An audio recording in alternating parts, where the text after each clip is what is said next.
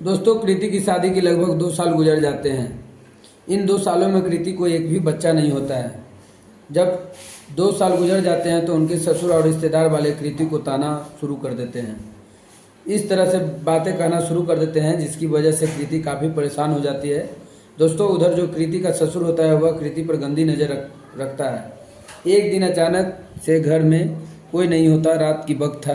कृति जब अपने घर में अकेली थी। अब वो ससुर था। ससुर कृति के जबरन संबंध बनाने लगता है। अपनी बहू के साथ वह नाजायज़ संबंध बना लेता है। लेकिन दोस्तों, उसके बाद जो अंजाम होता है जिसे जानने के बाद आपके पैरों तले ज़मीन खिसक जाएगी। दोस्तों, आइए जानते हैं इस कहानी को इस वीडियो में। और वीडियो को आगे बढ़ने से पहले आप सभी से एक रिक्वेस्ट है, वीडियो को लाइक कर दीजिए, चैनल को सब्सक्राइब कर दीजिए ताकि मेरा हौसला बढ़ता रहे। दोस्तों, मेरा नाम तबस्सुम खातून है और आप सभी को मेरे चैनल पर स्वागत है। दोस्तों, आज की सच्ची घटना उत्तर प्रदेश के मेरठ की है। वह वहीं के रहने वाला एक लड़का जिसका नाम होता है अविनाश। दोस्तों, अविनाश के घर में अविनाश के माता पिता और अविनाश उस घर का इकलौता बेटा था। अविनाश के पिता बहुत बूढ़े हो चुके थे। अविनाश के पिता एक बिजनेस था। उसी बिजनेस को अविनाश संभाल रहा था। घर में किसी चीज़ की कोई कमी नहीं थी, हर चीज़ भरपूर था। घर में अब धीरे धीरे अविनाश की उम्र हो जाती है शादी की। जब अविनाश के माँ बाप थे, अविनाश के लिए लड़की देखना शुरू कर देते हैं। बहुत लड़की तलाश करते हैं वह लोग, लेकिन उन लोगों को संस्कारी लड़की कहीं नहीं मिलती। अब 1 साल की खोजबीन के बाद एक दिन अचानक से अविनाश के माता पिता को एक लड़की की खबर आती है। दोस्तों, इस लड़की की खबर आती है। अविनाश के माता पिता, उस लड़की का नाम होता है कृति। कृति बुलंदशहर की रहने वाली होती है। अब अविनाश और उसके माता पिता जाते हैं लड़की को देखने के लिए। लड़की को देखते ही परिवार वालों को पसंद कर लेते हैं, क्योंकि लड़की बहुत ही सुंदर थी और बहुत ही संस्कारी लग रही थी। दोस्तों, अविनाश के माता पिता वहीं पर रिश्ता फिक्स कर देते हैं और लगभग 1 हफ्ते के बाद दोनों की धूमधाम से सगाई हो जाती है। सगाई के लगभग 1.5 महीने का वक्त लेते हैं अविनाश के माँ बाप और उधर लड़की वाले भी वक्त लेते हैं। लेकिन शादी की तैयारी भी करनी पड़ती है और शादी बड़े ही धूमधाम से होती है। जब 1.5 महीना का वक्त ले लेते हैं तो इधर अविनाश के माता पिता शादी की तैयारियों में लग जाते हैं। बहू के लिए ढेर सारे सामान खरीदते हैं, बहुत सारे शॉपिंग करते हैं। उधर जो लड़की वाले होते हैं वह लोग भी शादी की तैयारी में लग जाते हैं। अपने दामाद के लिए बहुत सारे शॉपिंग करते हैं और साथ ही बेटी को जितने भी दहेज देते हैं उन सब की तैयारियां शुरू कर देते हैं। दोस्तों, इसी बीच से देखते देखते लगभग 1.5 महीने गुजर जाते हैं और शादी वाला दिन आ जाता है। दोनों परिवार में दूर दूर से मेहमान आए हुए थे। घर पूरा भरा हुआ था, खुशियों का माहौल था। अब बड़े ही धूमधाम से अविनाश बारात लेकर जाता है और कृति के घर बड़े ही धूमधाम से शादी होता है। शादी के बाद विदा करके अपने दुल्हन को अविनाश अपने घर लेकर जाता है। दोस्तों, कृति के आने से उस घर में बहुत ही सारे खुशियाँ भरा माहौल हो गया था। सभी लोग घर में बहुत खुश थे।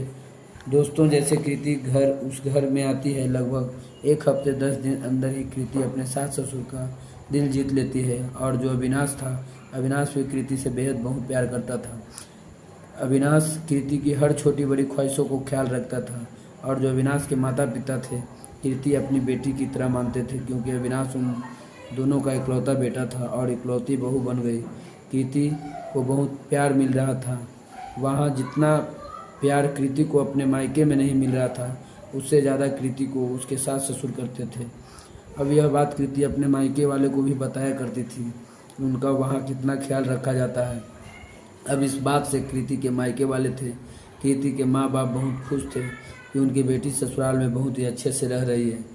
दोस्तों, इसी तरह से वक्त गुजरता चला जा रहा था। कृति अपने ससुराल को पूरी तरह से एडजस्ट हो जाती है। अब इस बीच कृति कई बार अपने मायके भी जाती है अपने मायके वालों से मिलने के लिए, लेकिन उसके बाद कृति का बहुत कम जाना होता है अपने मायकों में, क्योंकि कृति के जो सास ससुर थे वह बहुत ही बूढ़े हो चुके थे। सास ससुर की जिम्मेवारी थी कृति के ऊपर। इस वजह से कृति धीरे धीरे अपने मायके को भूल जाती है। दोस्तों, अब धीरे धीरे कृति की शादी के लगभग 2 साल गुजर जाते हैं। अब इन दोनों के साथ अंदर कृति को बच्चा ही नहीं होता है। जब 2 साल गुजर जाते हैं तो कृति के साथ ससुर कृति को तरह तरह के ताने देने शुरू कर देते हैं। कृति भी भला बुरा बोलना शुरू कर देती है और साथ ही आस पड़ोस के लोग, रिश्तेदार जो कृति को ताना देना शुरू कर देते हैं। अब जितने भी बुजुर्ग महिलाओं कृति के घर में आती, कृति के ससुराल की कृति के साथ हमेशा तरह तरह की बातें करती, उससे तरह तरह के सवाल करती। दोस्तों, अविनाश के बाद उसके रिश्तेदार, आस पड़ोस जितने भी लड़कों की शादी हुई थी, सभी लोग पिता बन चुके थे, लेकिन अविनाश पिता नहीं बन रहा था। इन 2 सालों में जब वो गांव वाले थे, वह लोग तरह तरह के बात कर रहे थे। और साथ ही कृति सास भी बहुत भला बुरा कहती थी।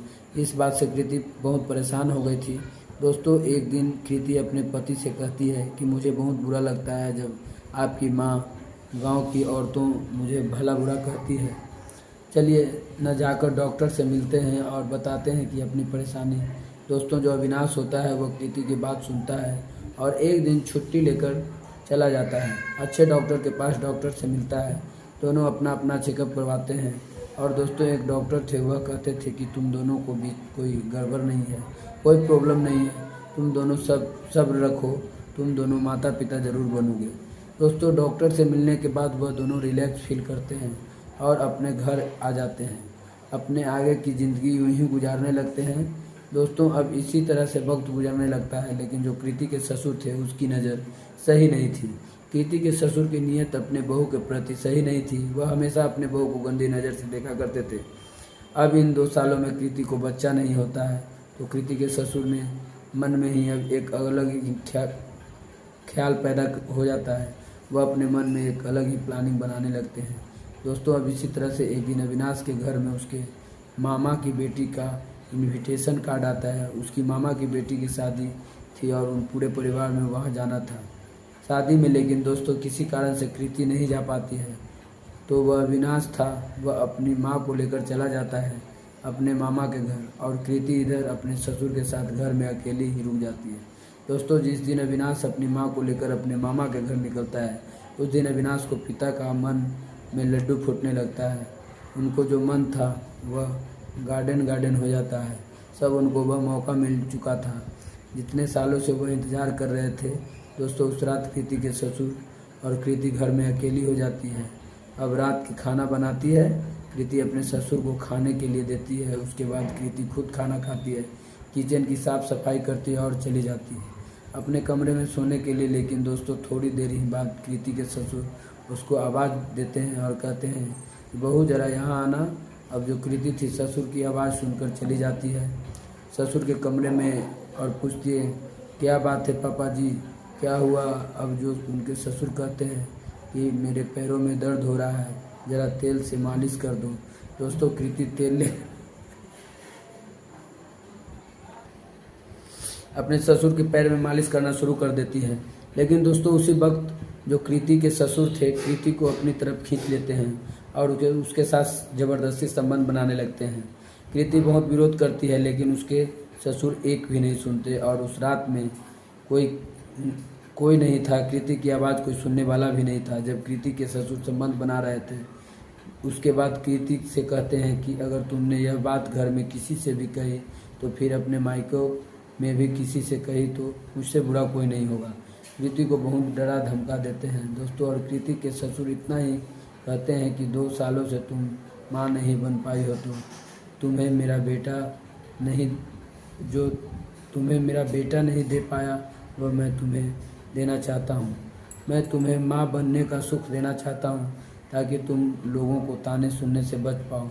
दोस्तों, इतना कहते ही कृति के ससुर, उसके बाद कृति रोते हुए उस कमरे से बाहर चली जाती है और अपने कमरे में जाकर लेट जाती है। अब अगला दिन निकल जाता है, कृति एकदम खामोश रहती है। यह बात कृति किसी से भी नहीं कहती। जब कृति के ससुर इतना देखते हैं कि कृति के ससुर का हौसला और बढ़ जाता है। दोस्तों, उसके बाद जब भी कृति के ससुर को मौका मिलता है, वो अपनी बहू के साथ इसी तरह से घिनौना काम किया करते। इस बात से पर बहुत परेशान हो गई थी। लगभग 1 महीने तक कृति के ससुर उसके साथ ऐसा ही कांड किया करते। लेकिन दोस्तों, कृति अपने ससुर से इतना परेशान हो गई थी कि एक दिन कृति के ससुराल में कोई नहीं था और उसे मौका मिल जाता है और वह अपने मायके फ़ोन करती है अपनी भाभी को और अपनी भाभी से पूरी बात बताती है। दोस्तों, जब कृति की भाभी यह सारी बातें सुनती है तो कृति की भाभी के भी पैरे तले ज़मीन खिसक जाती है। कृति की भाभी भी सोचने पर मजबूर हो जाती है कि आखिर एक ससुर अपनी बहू के साथ ऐसा कैसे कर सकता है।